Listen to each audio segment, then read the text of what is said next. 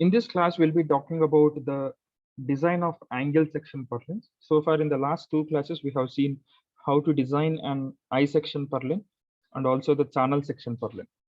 So this class will be focusing on the design of the channel angle section purlins, which is a very simple thing, not as complicated as what you have seen in I section and channel section purlins.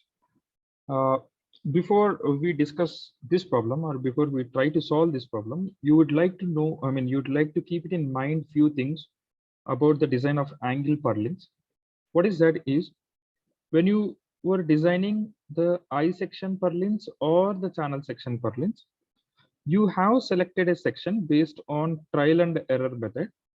Okay, one section is selected based on trial and error method, and then you will get to know the value of ZPZ of the section which you have selected, and you will calculate the value of ZPZ, which you called it as ZPZ required, and based on the ZPZ of the section which you have selected, and also the ZPZ of the value which you have calculated, okay, you have found that whether the section is safe or not. Again, here it is only 80% safe. So here it is only 80% safe, right? The remaining 20% we have seen when the ratio is less than or equals to 1. When the ratio is less than or equals to 1, that is MD by MDZ plus MY by MDY, that ratio, if it is less than or equals to 1, then you can say it's a 100% safest section. But the thing which comes when you are designing the angle section purlins is, okay, so when you are designing angle section purlins, if you refer Annexure H of IS 800-2007, for angle section purlins, you will not find the ZPZ values. That is, plastic section modulus will not be there for these angle sections in the IS 800-2007. So the selection of the section when you are designing the angle section purlins is not based on the value of ZPZ. Okay, so you are not going to select the trial section based on the ZPZ value when you are designing, especially the angle section purlins. You have to remember this.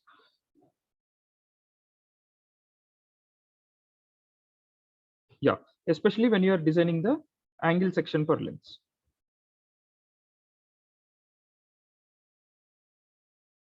When you are designing the I or the channel section purlins, you have designed based on the plastic section modulus of the section.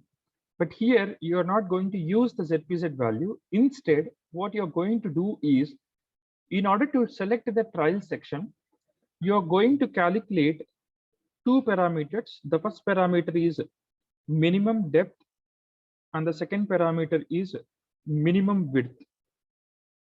So these are the two parameters which you are going to calculate. And based on these values, you are going to select a appropriate trial section. Now, what this codebook says is the minimum depth of the angle section purlin or angle section when you are designing as purlin will be L by 45. This is the fixed value. Okay, L by 45, where L is the spacing of truss. Where L is the spacing of truss. I'll write it clearly in the while solving problem anyways. And the minimum depth condition is L by 60. And here again the L is the spacing of the truss. Based on these two values, you are going to select the appropriate trial section. Now the thing is, what is depth and width of the section? So you know the angle section will be in this way, right? So the angle section will be in like this. So what is depth? Depth is this portion. So this is called as the depth of the section, and this is called as the width of the section. So based on the depth and width ratios, you are going to select a trial section. And after the trial section is selected, you are going to calculate the loads. This is the second step. So the first step is selection of trial section you can make. In the second step, you are going to calculate the dead loads, live loads, and also if any wind loads are given, you are also going to calculate the wind loads. Now here, when you are calculating the loads, here you will have the combination of the loads That is, we have dead loads, live loads, and wind loads, right? So these are the most commonly given three types of loads. Very rarely you will come across earthquake loads when you are designing purlins. Fine. So you have the combination of loads here, that is dead load, live load, and wind load. Now you have to select which combination of the load is the critical load. That means you have the dead load, live load, and wind load. You know the combination of loads. When you combine the dead load plus live load, this is one of the combinations. And when you combine dead load with wind load, this will be the another combination. So you have to find out, if you solve, you will get some value of X and some value of Y, kilonewtons per meter. Right? Now you have to find out which combination of loads is critical. So you have to find the critical combination of the loads. So once you find the critical combination of the loads, in the next step, you have to calculate the moment. And here the moment will be calculated only along Z direction. So that means mz. So moment along Z direction.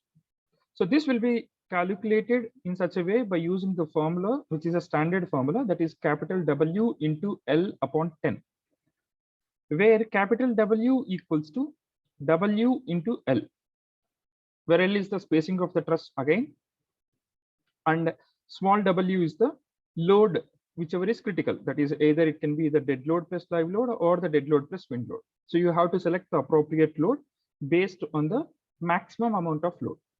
And from this, you are going to calculate the moment. Now, once after the moment is calculated, in the next step, you are going to do the section classification. Okay, we know we have three types of section classifications, that is class 1, class 2, and class 3. Compact, semi-compact, and slender. These are the three sections. So based on the ratios of B by TF and the values of D by TW, you have to classify the section, whether it is a class 1 or class 2 or class 3. So once you classify the section, then in the next step, you are going to calculate the design moment. Okay, so the design moment is calculated based on two formulas. One is the formula which we have been using, that is beta B into ZPZ into Fy by gamma m naught. Now we know for the angle sections, you don't have the plastic section modulus value. That means this value will not be there. So the value of the design moment, or the formula of the design moment, can be converted into this way, that is ZE into Fy by gamma m naught, where ZE is the elastic section modulus. Now, how do you get this elastic section modulus value? So I was telling in the last problem also, that is in the channel section design, the values of ZE will be obtained from the steel tables book for the section which you have selected. So when you refer the values of ZXX, that is section modulus along X axis, and the same value is taken as ZE, or you can make it as ZEZ also. They both are same. Okay, and from then on, you are going to calculate the value of MD, that is the design moment. Now, how do you say whether the section which you have selected is safe or not? It can be said in this way, that is the value of MD, that is the design moment, must be greater than the value of MZ. If this condition is getting satisfied, then the section which you have selected is safe. So what is MZ value? Here we have calculated WL upon 10, capital W into L upon 10. So if the value of MD, that is design moment, is greater than the moment, that is MZ, then the section is safe. Now suppose, say for example, you have got the value of MD less than MZ. Now what will you do? You're going to revise the section. Suppose, say for example, when you have taken the angle section as ISA 100 by 110 by 75. When you have taken this particular section, you have found that MD value is less than MZ. So since it is unsafe, what you're going to do is you're going to select the next section. That is, maybe you can say it as ISA 110 by 130 by 75 mm, or you can change the dimensions. That doesn't matter. Okay, so this is how the angle section purlin has to be designed, and these are the steps which are involved in the design of angle section purlins. So I hope it is clear for all of you. Now let's solve the problem whichever is given here. So the problem which is given is a design angle section purlin or angle purlin for the following data. The spacing of the truss is given as 4 meters and the spacing of the purlins is given as 1.6 meters. Weight of the AC sheets, AC is nothing but asbestos cement sheeting. We know we have been discussing about two types of sheetings. One is galvanized iron sheeting, which is called as GI sheets, and the second one is asbestos cement sheeting, which is called as AC sheets. And including the laps and fixtures, that is including the bolted connections and all, the total weight is given as 0.205 kilonewtons per square meter. And the live load is given as 0.6 kilonewtons per square meter, along with wind load, which is 1 kilonewtons per square meter. Again, here the wind load is a negative wind load, that is suction wind load. You can make it as suction. In the brackets, you can make it as suction. So the inclination of the main rafter with respect to truss element is also given as 21 degrees. So this is the data which they have specified. Now, let's solve the problem. So the first step is the selection of trial section. Selection of trial section. So how do you select? As I was telling earlier, the trial section is selected based on minimum depth and minimum width conditions. So the minimum depth, which is given as L by 45, okay, where L is the, I said, spacing of the truss, which is 4 meters. So you can make it as 4000 upon 45. This will give you 89 mm. And the minimum depth of the angle section to be, sorry, not depth, minimum width. Minimum width of the angle section to be L upon 60, where L again is the spacing of the truss, which is 4000 upon 60. That will give you 66.7 mm. Okay, so this should be the these are the minimum dimensions of the angle section which you have to select. That means when you are selecting an angle section, the minimum depth of the angle section should be 89 mm and the minimum width of the angle section to be 66.7 mm. So when you are selecting a section, make sure to select a section greater than these values, that is 89 and 67. So go to the nearest values and then you select this appropriate section. So here I am selecting based on the minimum depth and minimum width conditions. I am selecting ISA. This is again a trial section. We have to verify this. So try ISA 175, 6 mm thickness. This is just a trial section. So try ISA 175, 6 mm thick section. Now let's verify whether the section which you have selected is appropriate or not. Fine. So before verifying, we have to calculate the loads. So you can keep the heading as load calculations. So the load calculations are depending on 3 parameters. One is the dead load, live load, and the wind load. So these are the 3 loads which are given. So dead load, live load, and wind load. So dead load is 0.205, live load is 0.6, and wind load is 1. Fine. So before we solve this one, let us find out the factored loads and also the load per meter run of purlin. So fine. So the first load which you have to calculate is weight of AC sheets, weight of AC sheets per meter length of purlin. Weight of AC sheets per meter length of purlin. So how do you calculate this? What is the weight of the AC sheets? It is 0.205. So 0.205 is the weight. And what is the spacing of the purlin? It is 1.6. So into 1.6.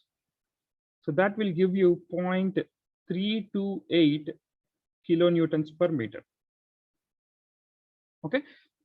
Now again, the wind load, the live load is also calculated per meter length of the purlin.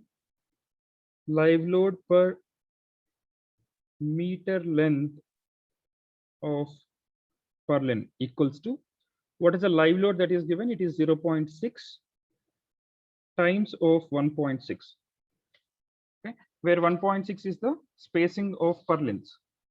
So this will give you the value of 0.96 kilonewtons per meter. This is the live load per meter length of the purlin. Okay, so therefore total vertical load, or the total load, therefore total load equals to 0.328 plus 0.96. Remember, these two loads are acting vertically downwards. Both the dead loads and live loads will be acting vertically downwards on the purlin section. That will give you 1.288 kilonewtons per meter. Now, based on this, you are going to calculate the factored load as well. Okay, so factored load parallel to sheeting and factored load perpendicular to sheeting. Fine. So factored load, which is a combination of dead load and live load.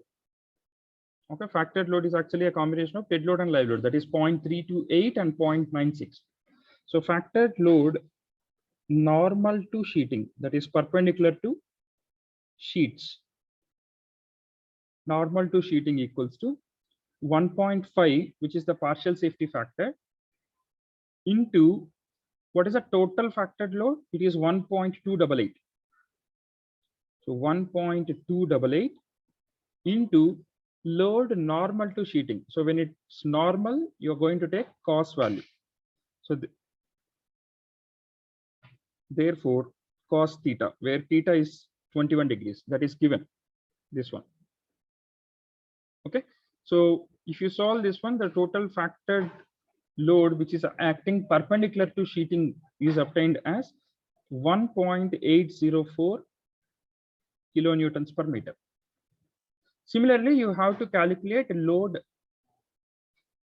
okay, the factored load, which is a combination of dead load and wind load. Now we have calculated for live load and dead load. So we also have the another load, which is the wind load. So the same thing has to be calculated with respect to dead load and wind load. So the factored load, that is a combination of dead load with wind load. So since you have two types of loadings here, you have to calculate both factored loads, and then you have to take which one is critical load. Suppose when in the question, if the wind load is not given, then you don't need to solve for this one, which I'm calculating now. Okay, so if wind load is given, then you have to solve for both the cases, that is dead load and live load combination and dead load and wind load combination. So dead factored load normal to sheeting. So this is calculated in a slightly different way, that is 1.5, which is the total factored, partial safety factor, into what is the intensity of wind load.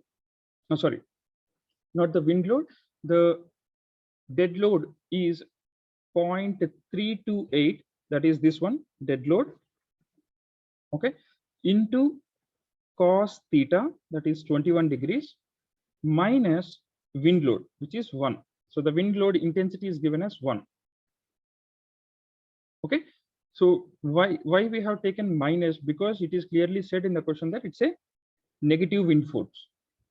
So when it is a negative wind force, you must subtract the wind load condition. So this will give you minus 1.04 kilonewtons per meter, or you can also represent it in this way, 1.04 kilonewtons per meter, which is acting negative, that is suction wind force. Fine. So now you have got the two combination of the loads, that is dead load and live load, and dead load and wind load. Now you have to decide which one is the critical load. So in order to decide that, you should find out these conditions. That is, you have 1.804 as one of the load combinations, and you have 1.04 as another load combination. Now, if you refer these two values, the critical load is 1.804, which is having a little greater factored load value. So, and hence you're going to take this load, that is 1.084 as the critical load. So therefore, the critical load combination is dead load and live load. So that equals to 1.804 kilonewtons per meter. So this is the critical load combination. Now, based on this, you're going to find out the values of moments. So you can make it as third step, that is moment. So moment is calculated by using the formula, which is capital W into L upon 10. So this is the fixed formula, capital W into L upon 10. So what is capital W? Capital W is the value of the critical load combination with length. Length is nothing but the spacing of truss. So what is the critical load? It is 1.804. And what is the spacing of the truss? It is 4. Okay, so fine. So therefore, mz equals to, the value of capital W is 1.804 into 4. So this is the entire value of W. So capital W into L, that is this one. So which is again the 4, that is spacing of truss, upon 10. So this will give you 2.886 kilonewtons meter. So this is the moment which is acting along Z direction on the element, that is truss element. So now we have to decide the section classification. So the next step is section classification. Now, how do you classify the section? You're going to classify the section based on B by TF and D by TW values, right? So what is the value of B? It is the width of the section. So we have selected the angle section. So we have selected the angle section, which is having a width of 75 mm, which is having a width of 75 mm and depth of 100 mm, right? So now what is the value of B? It is 75, and the thickness of the angle section which you have selected is 6. That is what I have written, ISA 175,6. Okay, so from this you're going to calculate the B by TF ratio, which is obtained as 12.5. And similarly, you have to calculate the depth of the section, right? So if you look at the sectional properties of ISA 175,6 mm, so please open your steel tables book and find out the sectional properties, and then we'll calculate the value of D. Now, by using these sectional properties of ISA 175/6 mm, you're going to calculate the ratio of D by TW. Now, how do you calculate the value of depth of the section? It is calculated as total height of the section minus the thickness of the section, that is T, plus the ZYY upon the total thickness, which is the thickness of the web. So from this, you are going to get the value of D by TW. The value of H, that is height of the section, is 100, and the thickness is 6, plus ZYY value is 8.5, and the thickness of the web or the thickness of the section, they both are same because it's an angle section. So it is also 6. So if you calculate this, then you're going to get the value as 14.25. Now here, the ratio of B by TF is lying in between 10.5 and 15.7. And the ratio of D by TW is lying in between 10.5 and 15.7. So if you refer IS 800 2007, IS 800 2007, especially the table which is talking about the section classifications, that is classes of section. We have class 1, class 2, and class 3, right? Class 1 is called as compact, semi-compact, and slender sections, right? Anyways, so by using these classes, you are going to identify which section it belongs to. So therefore, the ratio, since the ratio of B by TF is lying in between 10.5 and 15.7, and also the ratio of D by TW is lying in between 10.5 and 15.7. So if you refer IS 800 2007, you can say that the section belongs to, okay, the section belongs to, just a minute, the section belongs to class 3, which is a semi-compact section, right? So the section belongs to semi-compact section. So now by using this section classification, you have to find out the value of MD, that is the design moment value. So since the section is class 3, MD equals to, that is design moment equals to ZE into Fy upon gamma M0. Now what is here Z? Instead of ZE, you can make it as ZEZ. MD equals to ZEZ into Fy by gamma M0. Now the value of ZEZ, which is the elastic section modulus along Z direction, is taken as the value of ZXX, so which is there in your steel tables book.